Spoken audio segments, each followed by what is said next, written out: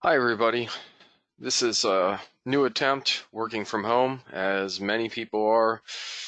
This particular video is going to be a guidance document for calibrating force uncertainties using ASTM E74-18. You can use it for other E74. My name is Henry Zumbrun. I'm the president of Morehouse. Hi everyone, and welcome to Calibrating Force Uncertainties using ASTM E74-18. I'm Henry Zumbrun. I'm the president of Morehouse Instrument Company, and I figured I'd do this video because several of us are stuck at home, and there's really no better time to get your uncertainty budgets where they need to be. Get them compliant with the latest accreditation requirements. So this is going to be some guidance. We have some other things we will discuss and I will show throughout this video. I wish everybody the absolute very best. I hope everybody is doing their best to stay safe while they're at home, if they are at home during these times. I'm hopeful that in a few months this webinar will just be a reminder that things did not get that bad, and they weren't as bad as what we think. It's a horrible situation. I'm hoping we're kind of started to plan for the worst and hoping for the best, but at that time, life will go on, and we will need to talk about uncertainty and uncertainty budgets. It will not escape us. So if you're stuck at home worried and concerned, maybe doing an uncertainty budget is enough to frustrate you the other way. We want to make that as easy as possible. So that's what this is here for. It's guidance for those that are at home. For those that do not know Morehouse, we are a manufacturing company that produces force calibration equipment and adapters that are used in industry to measure force. We have force and torque calibration laboratories and also calibration at a high level.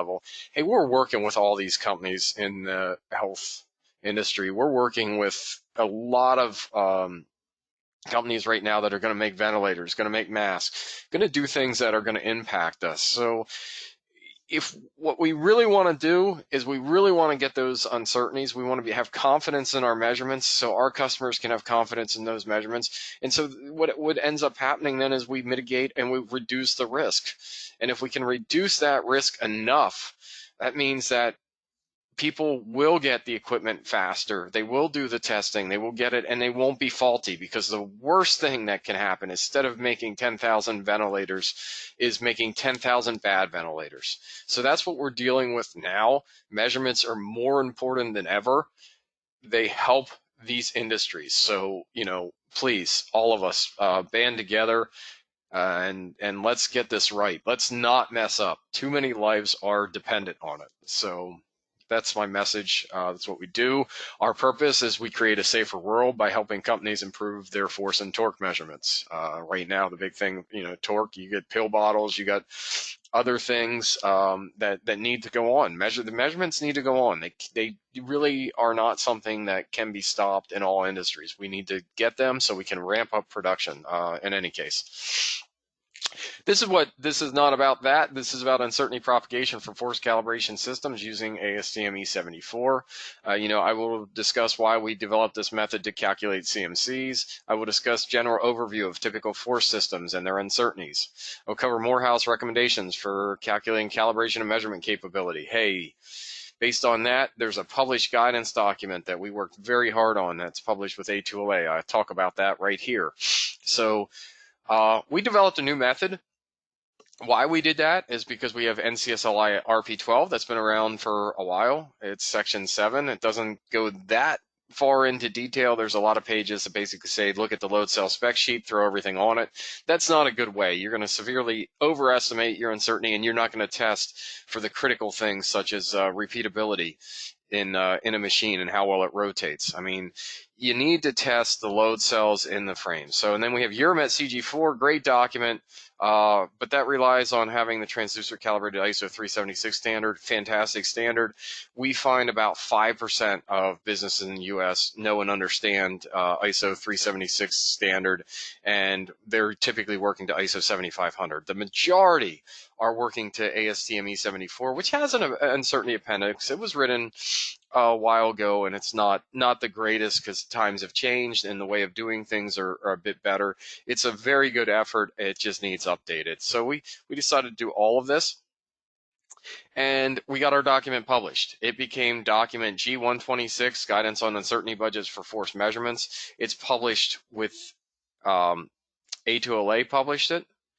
And if we go here, if you want to see this, A2LA public documents, these are free to download for everybody. If we scroll down here on the A2LA site, we start getting G, and there's G, guidance for uncertainty. Okay, right there it is, guidance documents for uncertainty. And you can just keep going through this. Just a good document. I wrote most of it with help from great people in industry. They edited it.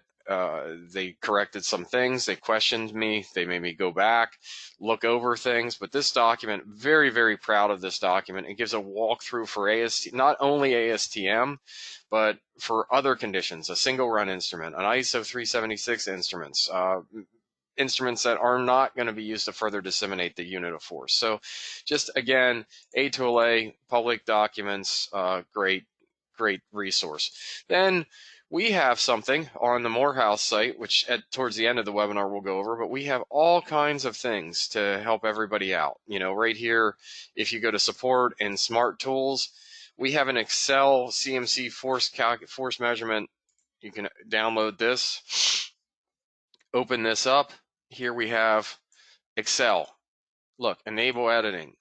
Look at this document here in Excel.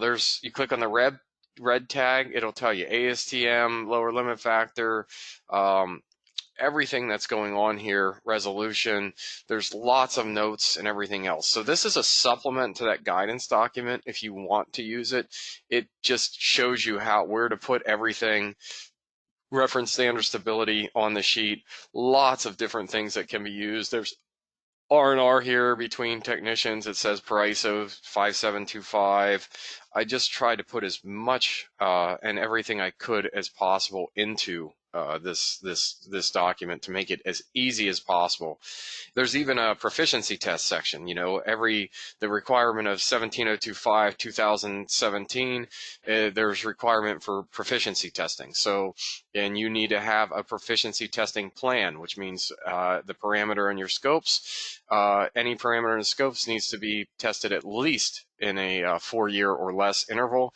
So therefore, for things like force, we can help.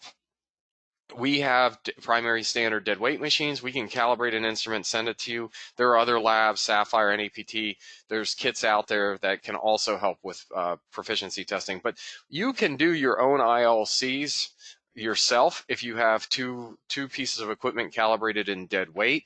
You can also check for errors in your frames, you know, if they're not plumb, level, square, rigid, if you have two standards calibrated using dead weight primary standards. So in that regard, the highest recommendation is if you're doing force measurements in any capacity, that you use two standards and compare them that were calibrated by the same low uncertainties in dead weight. Morehouse, we have dead weight machines that are better than 20 parts per million. If you want the best, you go to NIST. NIST has dead weight machines that are better than 10. So, you know, they start this, they disseminate the unit of force. They're directly traceable to SI units. They are an NMI. Their prices are also going to be 4 or 5 times higher than ours. So it's up to you. If you want the best, you go to NIST. We're okay being second best in this scenario because we're not going to be an NMI, but we can be darn close to it. We can design the best equipment that's plumb, level, square, rigid, and has very low torsion. So when this sheet is all done and populated, it will give you formulas. It will give you lots of things. I only have 2 points in here now, but if you put all 10 points or what we're going to discover, it will give you you can type in points for expanded uncertainties, and it's going to give you a basic formula. This R squared value equals 1. That means, yeah, you can, it's 100%. This is great when you see these values, but it's going to give you everything you need. On calculating, and then it's up to you to decide. So here's a situation where at 2,000 pounds, we're using transfer standards, it's 0.07, and at 200 pounds, it's 0.12. This is not, you know, this is just an example that was put in. It's not one of those examples that you're likely to see. You're likely going to see much better than this. And it's going to depend a lot on the repeatability of the equipment. And if we look at this, This particularly says ISO 376 uncertainty is really high. In that situation, we're going to want to change a few things here. So again, it's we'll go through this. You know, here it's ASTM E74. We changed it to E74. There's so many bells and whistles in this sheet, but if we go through this and change it to E74, now the uncertainties come a lot better. So you have to get the right tabs, you have to get everything else, but here's what we expect more to see as far as uncertainties go when you get the right tabs and everything in place. This is a PCM, it was an example, and we have uncertainties at about 0.02% at the 20% point here with this load cells, and about a little more than you know 0.005% at 54%. So about 54.7 parts per million at capacity. Not bad at all for a transfer machine, actually quite good, but that has all the uncertainty components, and it is so important that the right things are checked in these sheets. We'll talk about that later. So I'm going to go over some additional guidance, some other things. We have other pieces here while we're on our site. We have technical papers. If you're converting a millivolt load cell into engineering units, why, we don't recommend span points. We recommend using a curve, so we have software that does that. Papers on TURs. This one's huge, recommended compression and tension force calibration adapters. And then down here, uncertainty propagation. That's really the start. Back in 2017, we wrote a paper that was published, and that's the start on how to put together an uncertainty budget here. And it's published in CalLab, and it shows all the different pieces that we're going to talk about here today. That's a lot of information. So if we start looking at these documents and what they call for, NCSLI RP12, it says put everything in there. You look at that, you're going to see it. It says put everything in the kitchen sink. And what happens if we do this, what we see happening is people develop these sheets. Not a bad sheet right here, but they develop sheets like this, in Excel. Not what we should be doing. They just basically going to do this sheet, and then they're going to multiply everything by 2, and then they're going to get an expanded uncertainty. What ends up happening is basically this. The load cell was calibrated in accordance with E74 standard, and yet no mention of the biggest critical uncertainty piece, which is that ASTM lower limit factor, where I just bobbled through that Excel document and ASTM wasn't checked. That is a problem. I mean, you need to have that lower limit factor, because that gives you your reproducibility or repeatability in rotation in the machine that it was calibrated. That gives you the expected performance of the load cell. You don't put that in, you entirely missing everything in the point of doing uncertainties. So our RP12 is a problem if you go out there and try to just say, I'm going to follow RP12. Not good at all. So at 2,000 pound load cell, the uncertainty was 1.21 pounds or 0.61.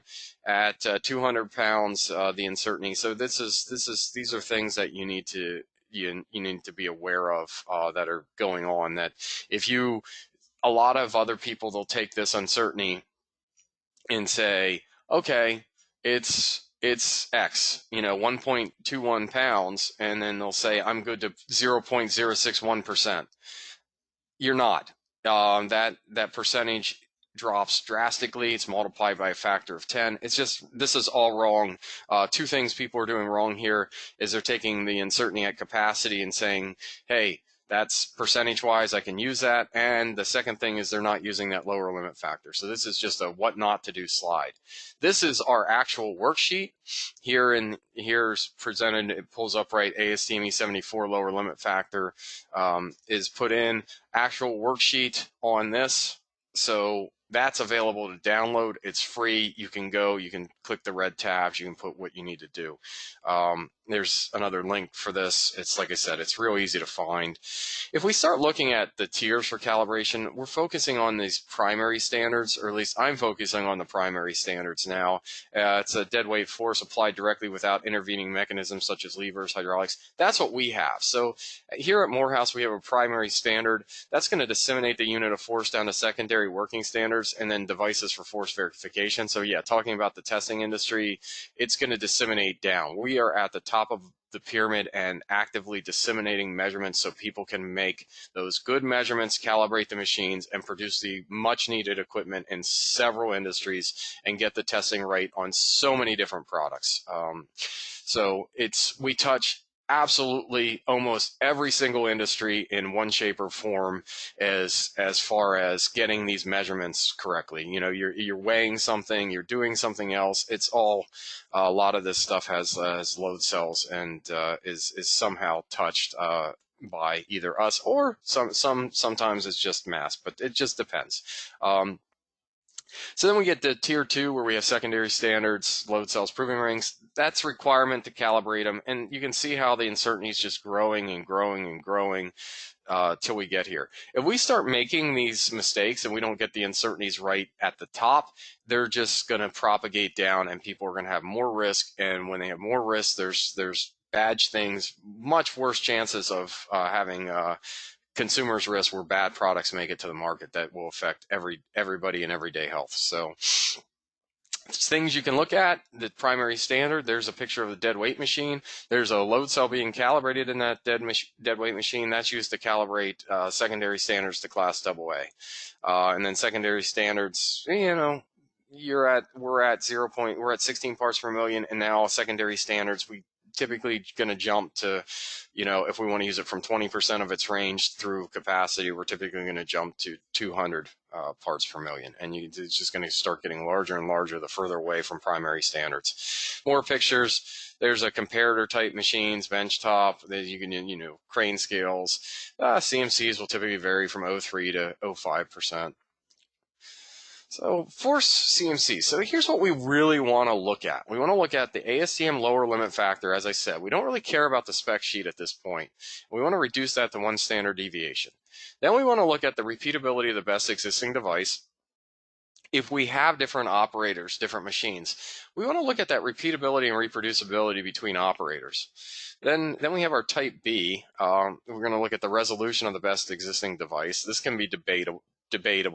There's some labs that think that it should be thrown out. I don't think if you throw it out, you end up passing it on to the next person down the chain. So why not take care of it at the top is my theory. So take care of it at the top, so when you disseminate it down, you're giving them realistic uncertainties and not passing on the risk. But then we have your reference standard resolution, reference standard uncertainty, environmental factors, other error sources. So, you know, do not use SEB. So some of the terms that you may look for, nonlinearity, everybody wants to know what this means. It means nothing if you're using an E74 cal. So who cares? It's most commonly calculated at 40%, 40 to 60. So it's basically you're drawing a line and you're saying how nonlinear all these points are from the line, and I'm going to use that number such as 0.5, and I'm going to say, hey, my load cell is good to 0.5, but that tests nothing as far as repeatability or reproducibility, so it does not give you the expected performance of that load cell in its entirety. And then there's hysteresis, which is going downward, where we start from capacity and we come back down, making descending measurements. And then there's one SEB, that's a combination. That's the band of maximum deviations of ascending and descending calibration points from a best fit line through zero output. It includes the effects of nonlinear hysteresis and a non-return to minimum load. I actually like static error band. I like ASTM the best. But if you had to look at a load cell sheet, the static error band is going to tell you more information because it's going to combine nonlinear hysteresis, and it's going to look at non-return to minimum load. So you're going to get some extras in that one. Still not good to use in lieu of E74. So what ASTM does is it uses a method of least squares to fit a polynomial function to the data points. the standard deviation of all the deviations from predicted values by fit function versus observed values found by taking the square root of the sum of the squared deviations divided by the number of samples minus the degree of polynomial fit. That's a lot of information. Basically, it's taking all these deviations and then it's being less aggressive with the denominator by decreasing it by the degree fit. So it includes some uncertainty contributions due to reproducibility and deviation from the interpolation equation. The contributions due to other uncertainty components present during calibration should also be included. So basically, when I sum this up, I say it gives you, this ASTM calibration gives you an expected performance of this device under laboratory conditions. You are going to go derate it, but it's a good starting point. So you're going to get them under lab conditions where machines that are used, hopefully that are plumb level square rigid and have low torsion are used. And then you're going to go use it in different temperatures and different environments. And you're going to have to put all that into your uncertainty sheet. So the calculation of lower limit factors includes uncertainty contributions. Yeah, there it goes. Again, we're giving the expected performance here. If you're going to do this, the easiest thing to do is you need a calibration report for the device, which includes the measurement uncertainty. You're going to want to put that in, calibration history, manufacturer specification. Really on manufacturer specification, we're only going to look at environmental. If you're going to operate at a temperature that's much different than what was calibrated at during the time of calibration. And then you're going to have to conduct your own test, R&Rs, complete the proficiency test requirements, and so on. When we're looking at it, again, type A, type B, the ASTM LLF is reduced to one standard deviation. The Excel sheet does this. This is what you may see on a cert. You say resolution in force units, class A. Right there we have the standard deviation, and we have a lower limit factor of 0.021.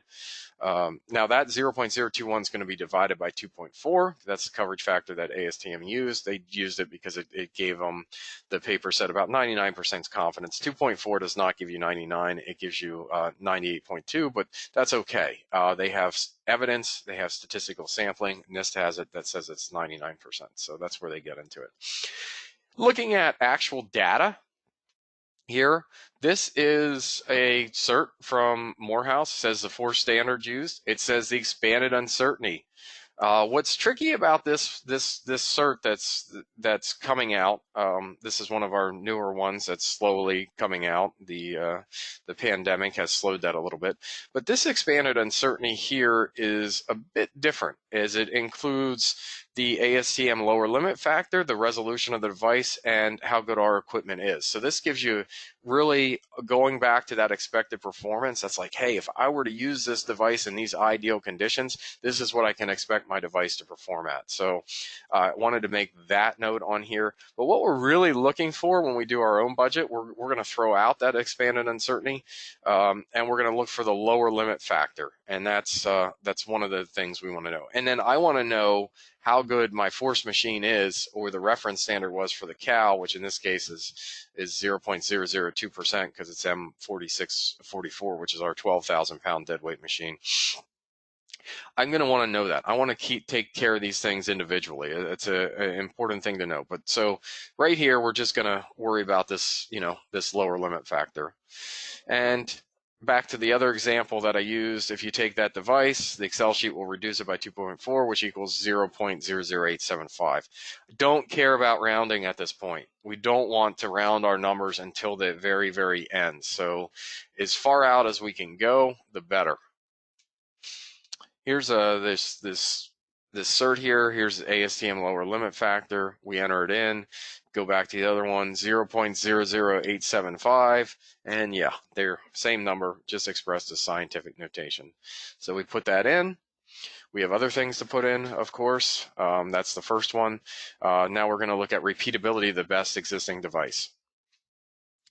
So here's the definition from the VIM: condition of measurement out of a set of conditions that includes the same measurement procedure, same operator, same measuring system, same operating conditions, same location, and replicate measurements on same or similar objects over time.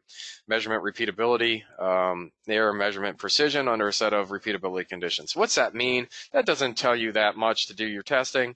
What that basically means is you need to take various test points throughout the loading range. Right here, we're only showing 1 point. If we go back to the Excel sheet, here, look, we have, this Excel sheet has 4 points. Ideally, if we were doing 200 to 2000, we'd have a point at every 10% of the range. And that's what we're going to want to stick in. So we take our 2000 point, we type it, we say, hey, at 2,000 pounds, I get another really, really good load cell. I put this good load cell in the machine and I start doing my testing. At 200, I got this, I got this, I got this, I'm good. At, the next point theoretically should be 400. It should be 400. And if we do this, we do it up here. So we can go down here.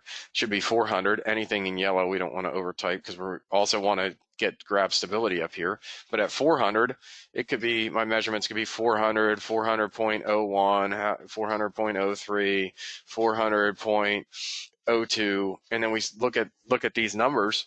We're physically taking our load cell in a machine and we're comparing it against the best existing device we can possibly get to get the good repeatability numbers. And this is without rotating. Right here, right now, we're without rotating the cell. Typically, we just want to see how well it's going to repeat in that machine.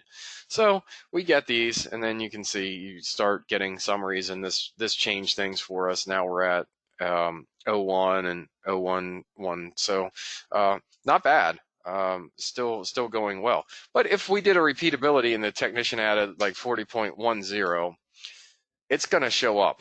You're going to see that. You can look at it, the different trends. You can see, look, oh, repeatability here is 87.63% of my overall budget. But if I looked at the first 200 point, repeatability is only 12.08. So I go back to my sheet. I'm like, must have made a typo. It should be 40.01. The hope is that I made a typo. If you're questioning it, you should just throw out that run and completely retest. That's the best case scenario. But you can start sanity checking things and say, okay, now repeatability is 18.42% of my contribution. That seems more in line with what I'd expect. It checks. If your machine's not plumb level, square, rigid, and has low torsion, this number is going to be horrible in your machine, and you're going to see a problem almost immediately. So those numbers should be good, especially with good load cells. And that's what we expect to see. Here's an example, with 200, you can see not much deviation.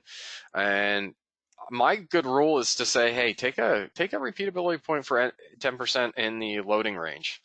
So then you start to look at things like reproducibility between operators. If I have several operators, and this sheet does it, I'm going to go back. Going to go back and forth between the machine. It's R&R between techs. I put it here. So what you want to do here is you want to take the same point and you want to have all your technicians say, hey, apply 2,000 pounds to both load cells in this machine, do it 10 times. Let's take all the data and we're going to record what our unit under test read in this scenario. So we load and here the techs are just going to keep populating this information in, and eventually this is going to give us numbers. It's going to give us numbers on how good is this between techs. Right now, it's set up the way this sheet set up is looks for the maximum force point, because it's assuming that you're going to take the maximum force point for your repeatability study, because that's when you're going to get the most bending. You're going to get the most errors theoretically when you stress the machine or when you push it to its highest capacity. So again, something to consider. Multiple technicians, you can do the checks, have them take multiple points, and then you can compare them and put that into your uncertainty budget. So here's what we're doing. R&R study, each of 10 runs of data compared against one another. Standard deviation of the average was calculated between technicians, converted to the appropriate units, and used for the final reproducibility number. Reproducibility equals the standard deviation of the average. So that's what we're looking at. Again, the sheet's going to do it. It's just explaining how and what it does. There's the VIM definition, condition of measurements, reproducibility condition, opera replicate measurements on the same or similar objects. Now, we have that in the sheet, so you can just do it. MSA talks about between appraisers. We also have a blog that was written on reproducibility, which I can take you to. So we're looking at all the different resources, starting looking at Morehouse and everything else. There's numerous. If you're interested, if you go to our blog, the website mhforce.com, in the blog, you can find all kinds of information, converting a load cell, how to calculate the resolution, the importance of considering reproducibility. Here it is, October 7th, 2019. There's a whole blog on here about testing the Vim vocabulary, ASTM E691, handbooks, just everything that you can find on reproducibility and what it is. Even examples on how to set up your spreadsheets if you wanted to make your own spreadsheets and use ANOVA.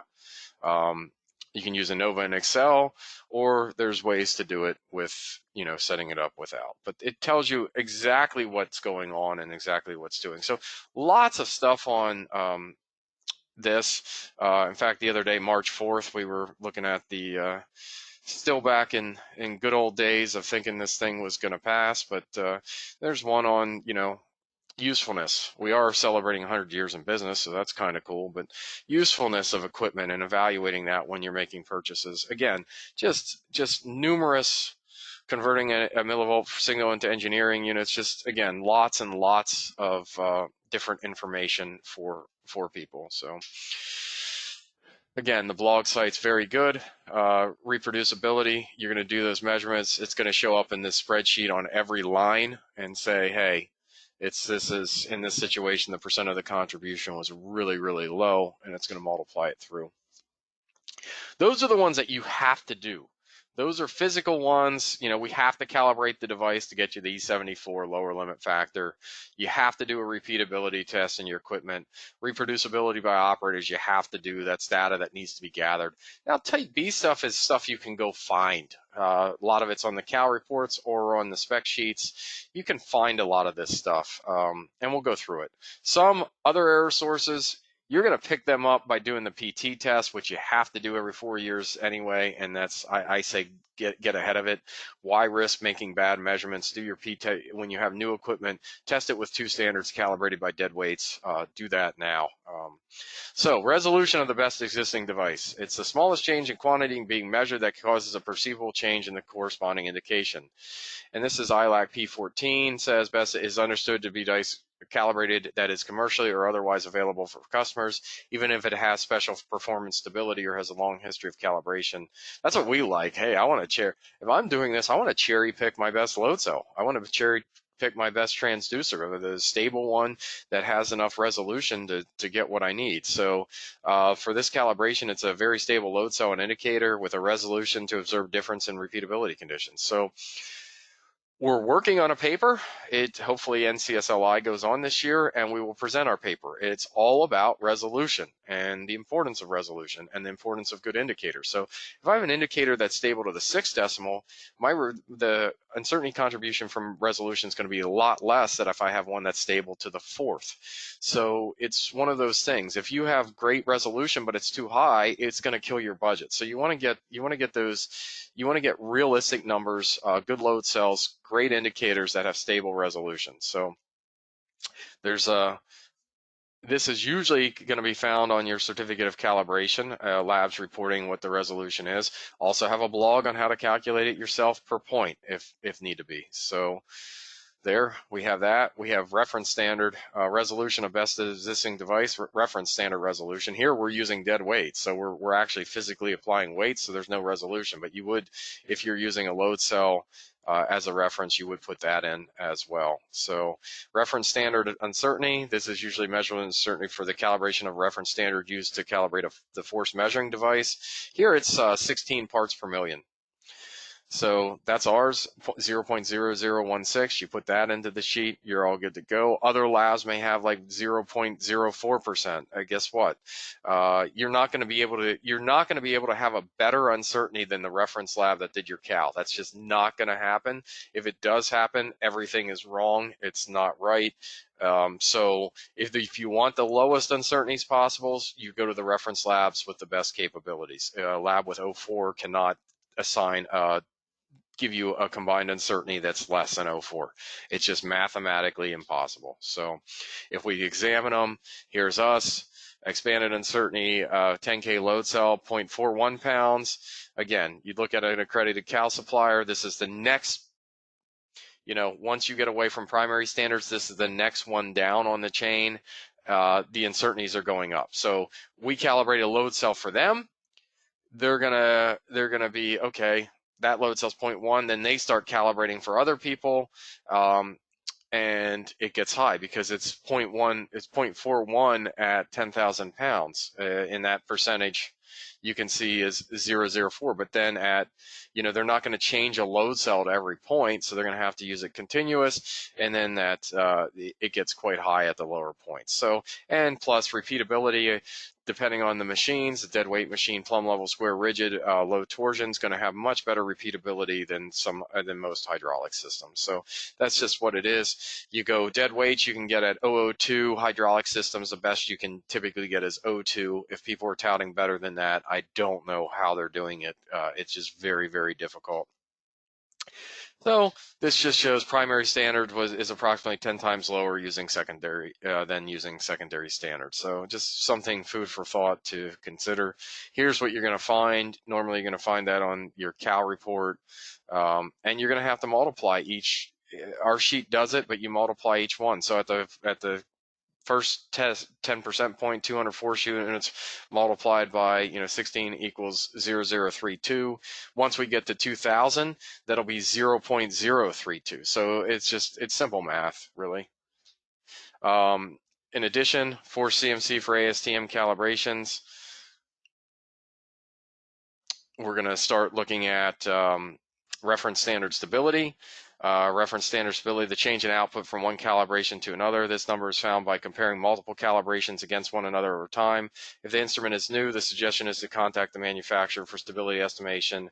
This should be on the ASTM report as this. Reference standard stability per point is calculated about a 0.01% change between the two. That's what we typically see. That's going to be on the CERT too. This one was not one of our cells. This is a 60K load cell, and you look at this, here's where you find it in the change from previous numbers. So additionally, we look at environmental factors. We're going to look at this on our spreadsheet and the sensitivity effect there. Manufacturer specification converting 0.8 to 100 degrees. F gives us 0.0015 per 1 degree Celsius. Environmental factors, plus or minus degrees Celsius, was used and found on the manufacturer's specification sheet.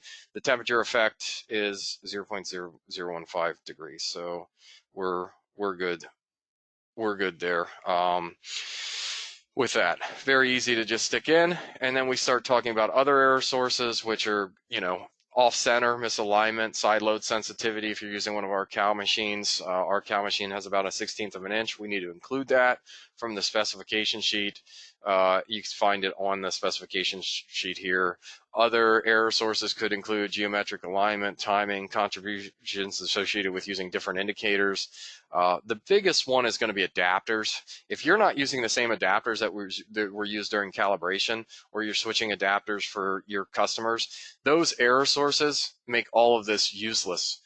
Some of them, like a top block, can produce a 0.3% error source. We're down here looking at O2, and adapters can just absolutely kill your budget. So we have a good paper on adapters, which I'll talk about, and you need to look at that.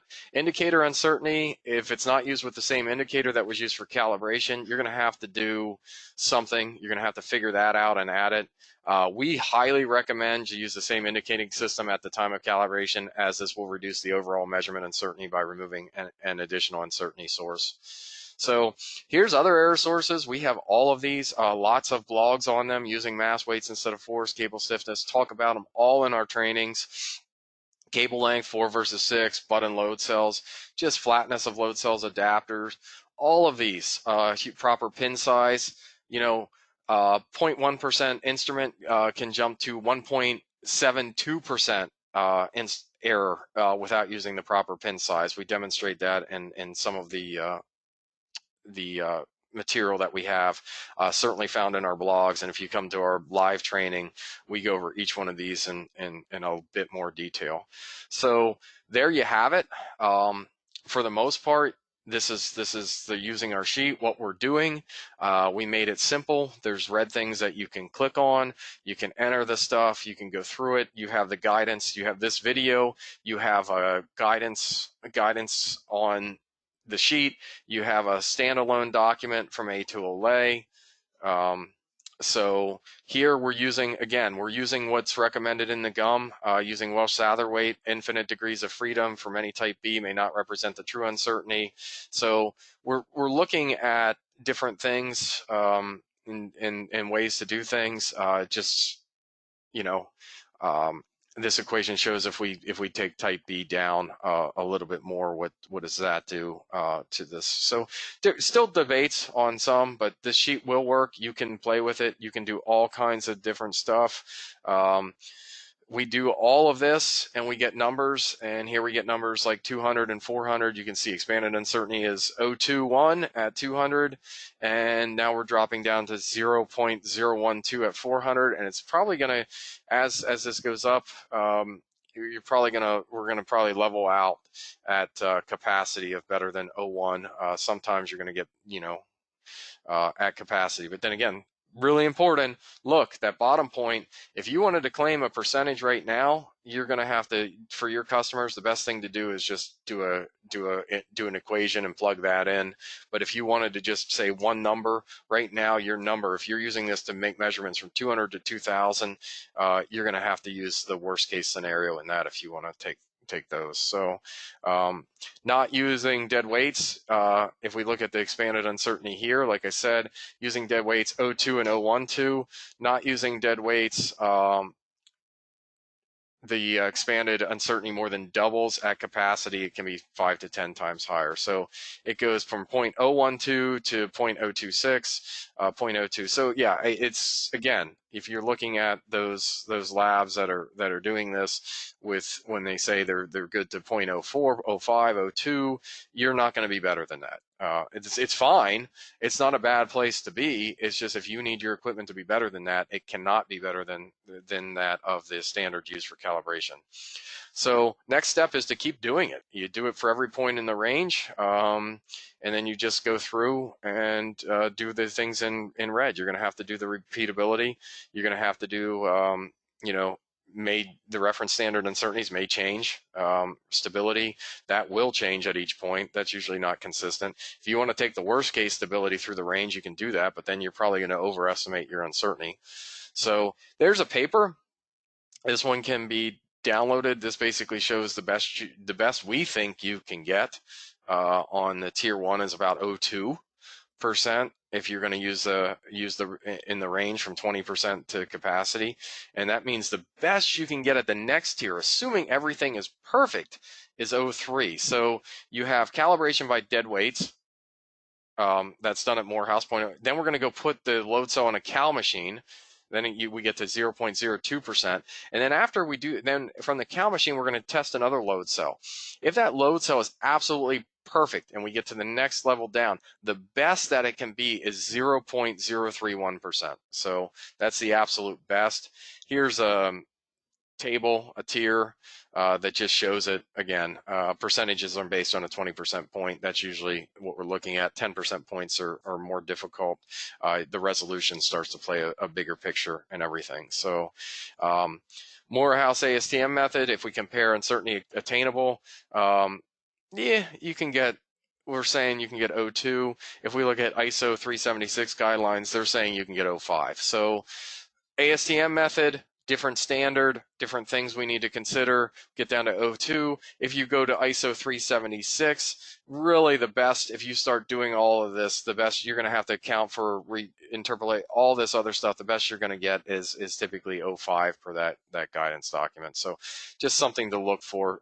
Dead weights, you can do, dead weights can certify class 00, class half. Otherwise 0.5 is really only good to certify class 1, because the expanded uncertainty of the applied calibration force has to be better than 0.5 to do a class 1.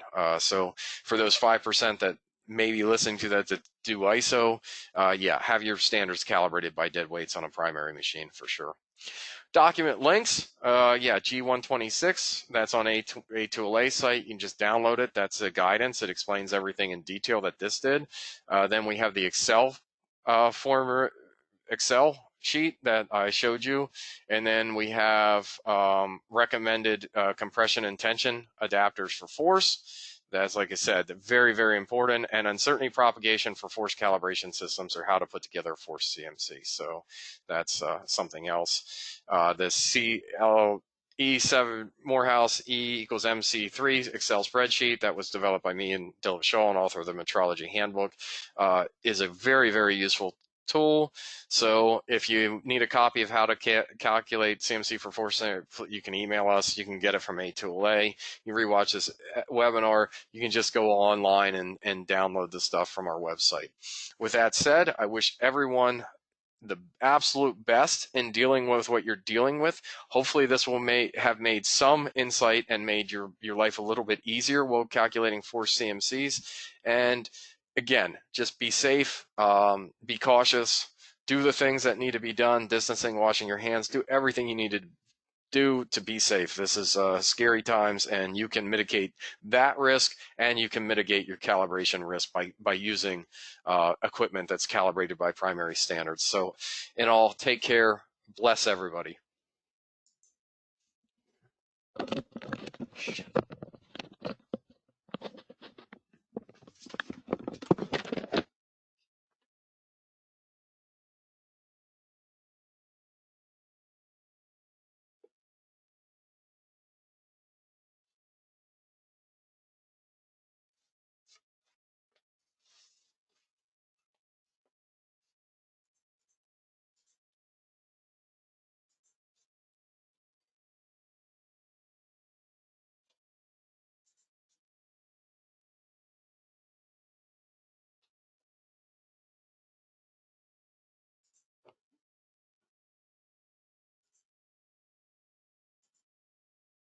What's up? Calling you back. I was recording a video.